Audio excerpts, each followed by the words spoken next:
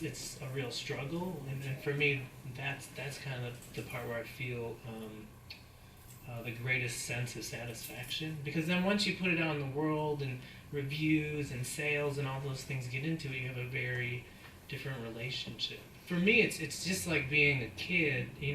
I was really lucky. My grandparents had this place in rural Indiana, and I'd go walk around in the woods for hours. Like my grandfather was this crazy Croatian guy, and he gave me like a compass and a knife. I was like, all right, have at it. And for 4 or 5 hours, I just wandered around. Just randomly. And just that feeling of being lost, but without being afraid of being lost, is really pleasurable. And that's exactly what I feel when I'm working. When you're working on a project. That's an awesome analogy. I love that. Thanks. And it makes me think of, I'm a teacher as well, so I'm off in the summer and I get to work on this stuff exclusively. And that moment when you realize you're in that zone, where it's not just pleasure and it's not just the labor of work, but it's somewhere in between that's just perfect. You're full traction. And it's a great thing. And having that deadline, I talk about this with some of my students, like, if you could just write one song for the rest of your life, and on some level that seems like, oh, what a gift, what a great pleasure that would be. For me, that would be really terrifying, because there's something really critical about having a deadline where you're forced to make some choices. So knowing you have 3 months, we're going to tour, or 3 months, we're going to make this record, or you have 3 months from me, I know I have this short story I have to write in 3 months and get it done. It forces me to make choices. George Orwell had this quote that the absence of boundaries is the enemy of art, and I really believe that idea, that having some constraint, and whether it's length, like you guys have to make this thing happen within 3 minutes, you have to make a song happen, or you have 300 pages, or you have 3 months. Having those kind of constraints are really, really helpful. Or 140 characters. Or whatever. I mean, that's fine. Yeah, exactly. I mean, and you see something like Twitter or haiku or whatever, and because of that constraint, someone's able to use that limitation and come up with something brilliant. So, or 8 tracks, or whatever it is. Yeah. And you just I think of my favorite records, or my favorite pieces of art, or my favorite films, and there's always, you can always observe that sense of constraint. You're like, how did this person do this in this thing? And so there's that kind of marvel that happens when an artist sets those constraints and then somehow overcomes them in an interesting way. Well, and you have to almost create them for yourself. That's kind of what I was talking about at the beginning of this too, where, I guess if I'd had my absolute choice when I was 22 years old, I would have been like, I'm going to go in a band, that's all we're going to do is tour, and we're just going to be in a band. Right. But the best thing that ever happened to me, and I think probably all of us creatively, was like, we got married, we had kids, and I had to have each other, but but we had to have jobs to, to make a living, and we're so much more productive as a result. I mean, Michael has a very serious job, and he comes home at night and forces himself to do these things. Yeah. That was responding to a serious job. I was like, well, it's serious whether you like it or not. Yeah.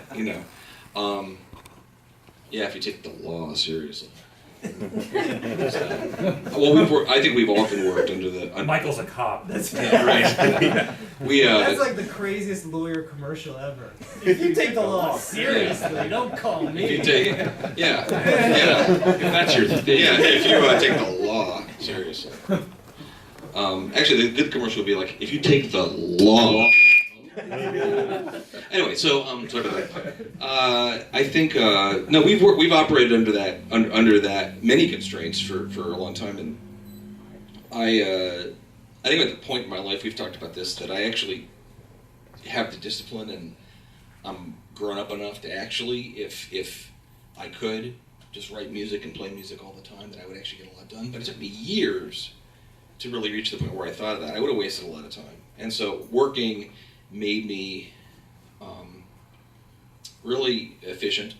Best grades I ever got in law school were our old band toured a lot, and I was, I went through the roof. My GPA went through the roof because I was just so organized, out of pure terror, but I was organized, and it was a great semester for me, and I learned that in taking the rest of life seriously, that I needed to make the time. I also needed to be disciplined. When I get home from work, I don't always feel like going into the basement and writing or recording or editing or whatever, but I do it because I do love it, but doesn't mean it's fun. It's not always fun. It'll always be fun. What a great outlet. It's not an outlet. It's an obsession. It's what I do, Right.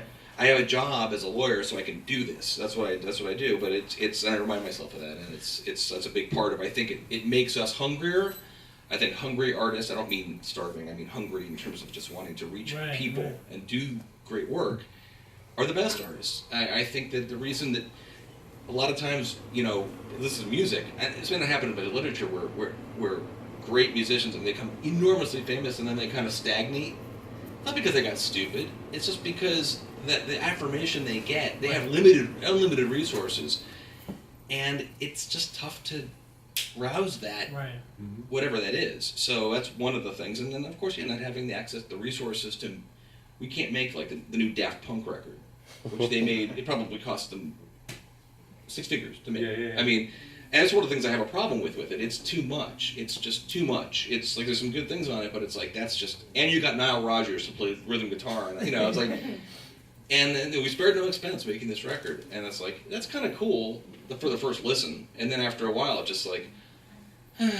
Yeah, there's very few there's very few, for me at least, like paintings or films or plays or books where they're like, we had all this money, and here it is, and to me that's symptomatic. You see this, every summer when like the blockbusters come out, and they're like, listen, there's a dinosaur, and then there's an asteroid, and then a robot, all in the same movie, and you're like, yeah. What's the name of that movie? Dinosaur, robot, asteroid. It's a good one. And it cost 8 figures. And but that's it. It's rare. It's rare that you're like, oh, that the money, and it's funny to hear you say that because it, my wife or my girlfriend at the time, we were so poor for so long, and we came with all these interesting ways to eat ramen. Like, let's put popcorn in it. Let's do this. And there was days where it's like there's ramen in like an old box of potato pancake mix. And you're like, is there a way we can make this work? Or like, and her dad had for some reason gotten us this gigantic jar of dill pickles from Costco, and it lasted us a good like year and a half, but it was literally like, oh, you can go in the cupboard where there's those 2 items, or there's always pickles, and like okay, and you're kind of eating them and crying as you but that idea that like, oh, if I only had unlimited resources, like if I only had $1 million, then I can make this great thing. And it actually turns out, just like you guys are both saying, it actually turns out to be this opposite thing, that because you don't have that money or because you don't have that support, like my parents didn't pay for me to go to college or didn't support me afterwards, then it forces you to make choices, forces you to make stuff, to be hungry in a way that like I feel like other artists, if they know they have the safety of finances to support them, whether it's Daft Punk or Michael Brockheimer or whoever, that you can solve this with money, it almost always comes off as this horribly artificial,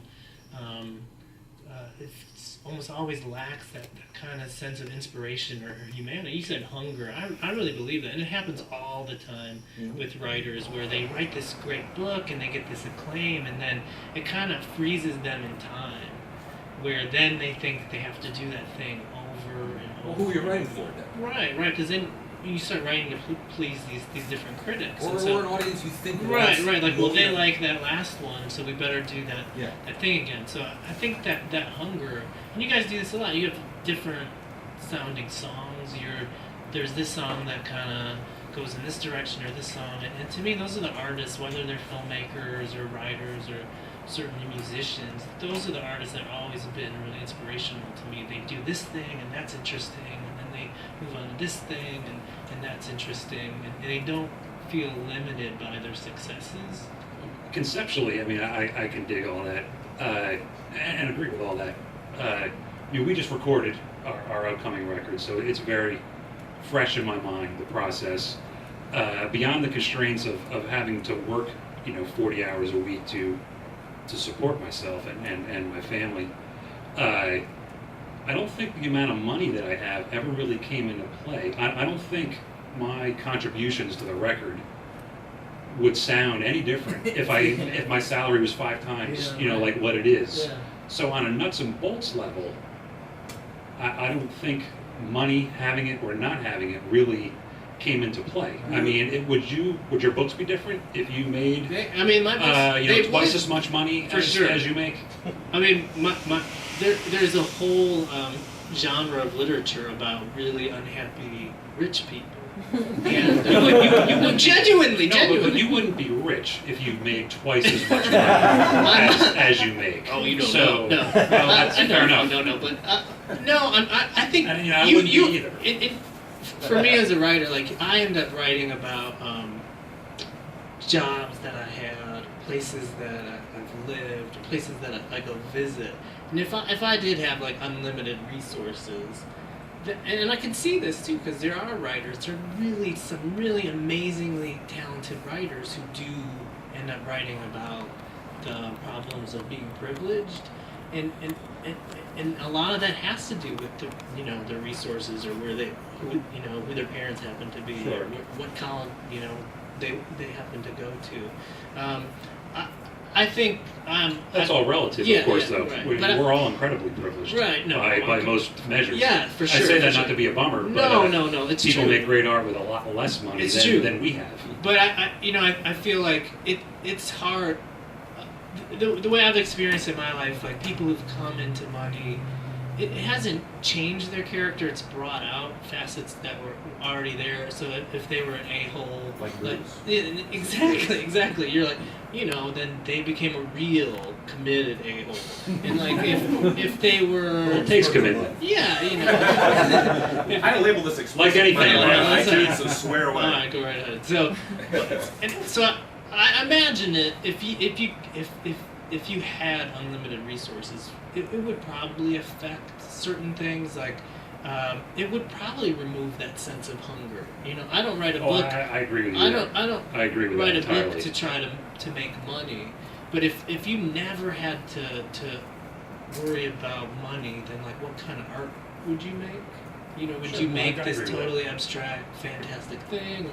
In some ways, because you're constrained by your finances, you do have to ask questions about like, are people going to actually be interested in this thing, or are people going to want to interact, or not because you are trying to make something that's going to make money, but this question of commerce or finance is almost always, no matter how like genuine you try to be, it always comes into once you start actually putting like a ISBN number or like a barcode on the thing. Let's take this time constraint